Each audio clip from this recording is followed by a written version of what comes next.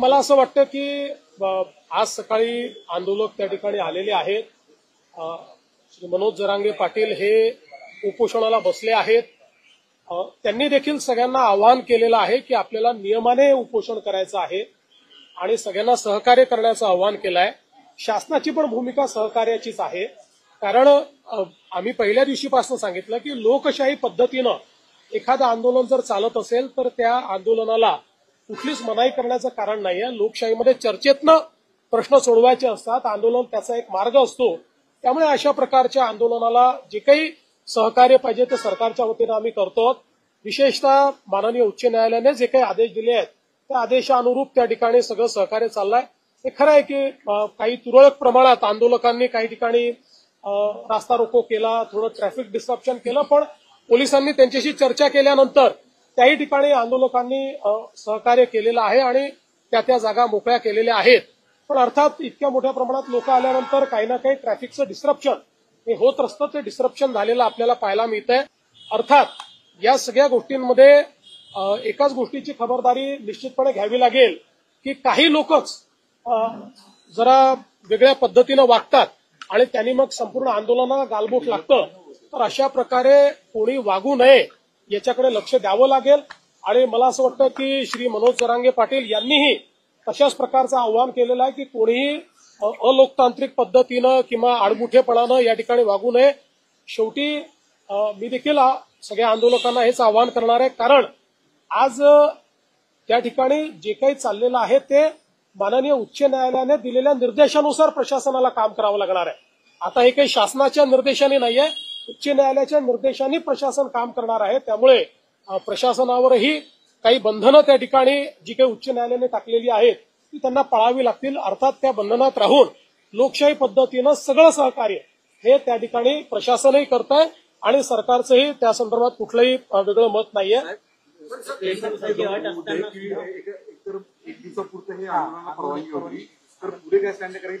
मला असं वाटतं की त्यांनी पुन्हा परवानगी मागितलेली आहे आणि कायद्याच्या चौकटीत राहून जी काही उच्च न्यायालयाने निर्देश दिले त्याच्या चौकटीत राहून पोलीस त्याचा सकारात्मक विचार करतील. जो काही कारण शेवटी आता हा निर्णय प्रशासन आणि आंदोलनकर्ते यांच्यातला निर्णय आहे. तर माननीय उच्च न्यायालयाने दिलेल्या निर्देशाच्या अनुरूप मला असं वाटतं की प्रशासन सकारात्मक त्या संदर्भातला विचार करेल आणि शेवटी या आंदोलनामध्ये ज्या काही त्यांच्या मागण्या आहेत त्या मागण्यांच्या संदर्भातही जो काही मार्ग काढता येईल तो काढण्याचा सरकारचा प्रयत्न आहे. आपल्याला माहिती आहे की आम्ही एक एम्पावर्ड कमिटी देखील तयार केलेली आहे. मंत्रिमंडळाची उपसमिती त्या ठिकाणी आहे. या उपसमितीला यापूर्वीच ज्यावेळेस अॅडव्हान्समध्ये काही मागण्या आल्या होत्या त्या मागण्या आम्ही अग्रेषित केलेल्या आहेत. तेही त्याच्यावर विचार करतायत. कायदेशीर मार्ग काढावे लागतील. नुसतं आश्वासन देऊन चालणार नाही. कायदेशीर मार्ग काढावे लागतील. संविधानात बसणारे मार्ग काढावे लागतील. तशा प्रकारचे मार्ग कसे काढता येतील असा प्रयत्न आहे. मी असेन, एकनाथराव शिंदेजी असतील, अजितदादा असतील, आम्ही संपर्कात आहोत.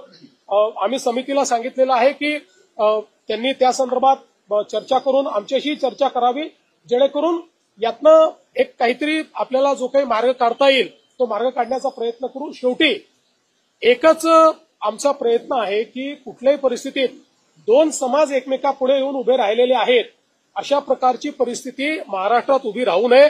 आणि म्हणून ओबीसी समाजालाही आपल्याला सांभाळावं लागेल, मराठा समाजालाही न्याय द्यावा लागेल. आणि शेवटी मी पुन्हा एकदा सांगतो की आपण हे सगळ्यांनी बघितलेलं आहे की गेल्या 10 वर्षामध्येच जेवढा काळ आमचं पहिलं युतीचं सरकार होतं, दुसरं युतीचं सरकार आणि आता तिसरं युतीचं सरकार, या काळातच मराठा समाजाला न्याय मिळालेला आहे. इतर कुठल्याही काळात मराठा समाजाला न्याय मिळालेला नाही. आरक्षण देण्याचं कामही आम्ही केलं आहे. सारथीचं कामही आम्ही केलेलं आहे. अण्णासाहेब पाटील आर्थिक विकास महामंडळाचं कामही आम्हीच त्या ठिकाणी करून उद्योजक तयार केलेले आहेत. आणि त्यासोबत पंजाबराव देशमुख निर्वाह भत्ता देखील आम्हीच सुरू केलेला आहे. परदेशी विद्यार्थ्यांना पाठवणं देखील आम्हीच सुरू केलेलं आहे. त्यामुळे या सगळ्या गोष्टी शिक्षणाच्या असतील किंवा वेगवेगळ्या असतील रोजगाराच्या, या सगळ्या आमच्या सरकारने त्या ठिकाणी केलेल्या आहेत. त्यामुळे मराठा समाजाबद्दल आम्ही सकारात्मकच आहोत. कुठल्याही प्रकारे मराठा समाजाच्या संदर्भात आमच्या मनात काही शंका नाहीये. या समाजाच्या पाठीशी आम्ही आहोत. पण त्याचवेळी काही लोक जाणीवपूर्वक हा प्रयत्न करतायत की हे कसं एस्केलेट झालं पाहिजे, कसे दोन समाज एकमेकासमोर आले पाहिजेत, कसं ओबीसी आणि मराठा असं भांडण लागलं पाहिजे. काही लोकांचे स्टेटमेंट सकाळी बघितले मी, त्यांचे प्रयत्न काय माझ्या लक्षात येतात, पण त्यांना मी सांगतो अशा प्रकारे आंदोलनावर पोळी भाजण्याचा प्रयत्न करू नका, तुमचं तोंड भाजेल. हे मला त्यांना सांगायचं आहे. शेवटी मुंबई, महाराष्ट्र, आपलं सोशल फॅब्रिक, या सगळ्या गोष्टी महत्वाच्या आहेत. आपल्याला एखादा निर्णय जो घ्यायचा असतो त्या निर्णयाचा दीर्घकालापर्यंत त्याचा परिणाम होत असतो.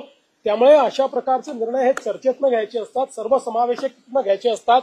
एकाला समोर करायचं, मग दुसऱ्याला नाराज करायचं, मग त्याला समोर आणायचं, अशा प्रकारचे प्यादे लढवणे, अशा प्रकारचे एकमेकासमोर लोक झुंजवणे हे या सरकारचं धोरण नाही.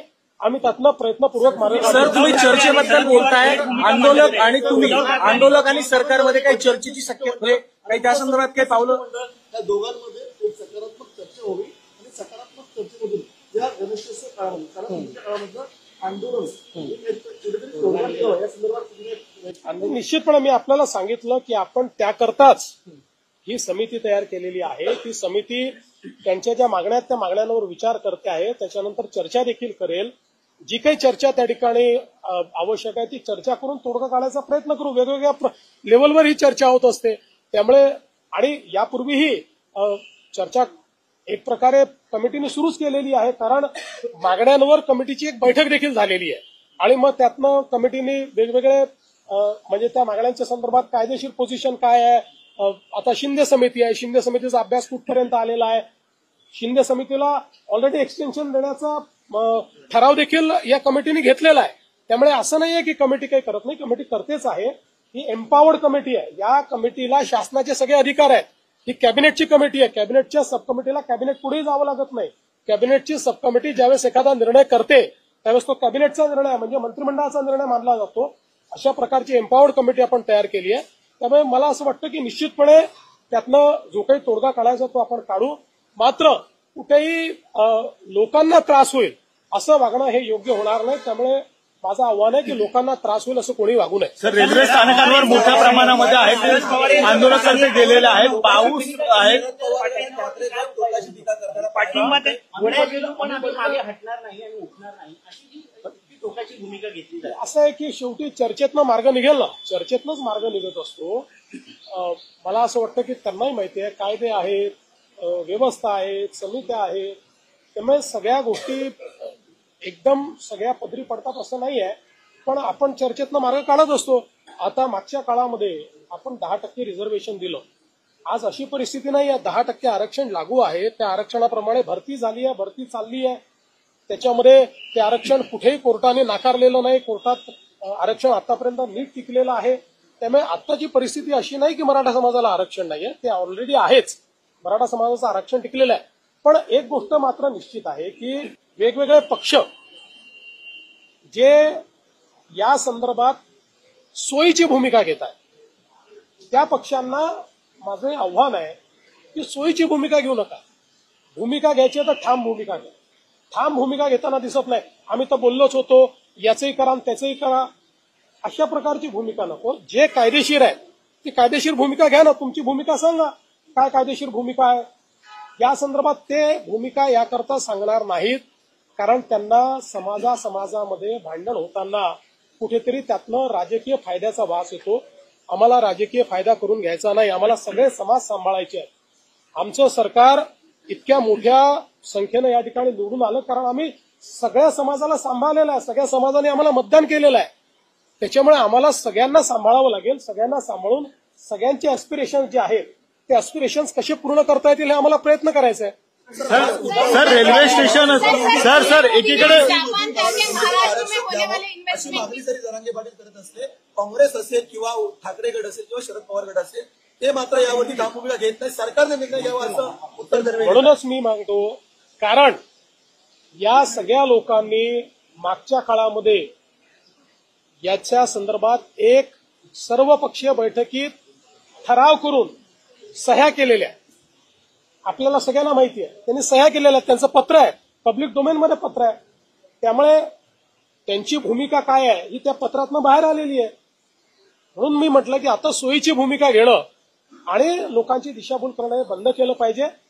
या ठिकाणी आपल्याला महाराष्ट्राचं सोशल फॅब्रिक हे कसं नीट ठेवता येईल, आपली सामाजिक वीण ही कशी नीट ठेवता येईल, हा प्रयत्न आपल्याला करावा लागेल. सर, आंदोलनकर्ते आहेत ते स्थानकांमध्ये पाहायला मिळतात, कारण की पाऊस देखील आहे तो सुरू झालेला आहे मुंबईमध्ये, त्यामुळे रेल्वे स्थानकांवर सध्या मोठ्या प्रमाणामध्ये हे आंदोलनकर्ते. पण मला असं वाटतं की काही ठिकाणी आंदोलकांनी रस्ता रोको वगैरे केला, पण पोलिसांनी बोलल्यानंतर रस्ता त्यांनी रिकामाही केला. अशाच नवनवीन घडामोडी पाहण्यासाठी आजच आमच्या एस भारत यूट्यूब न्यूज चॅनलला लाईक करा, शेअर करा आणि सबस्क्राईब करा. जोहार.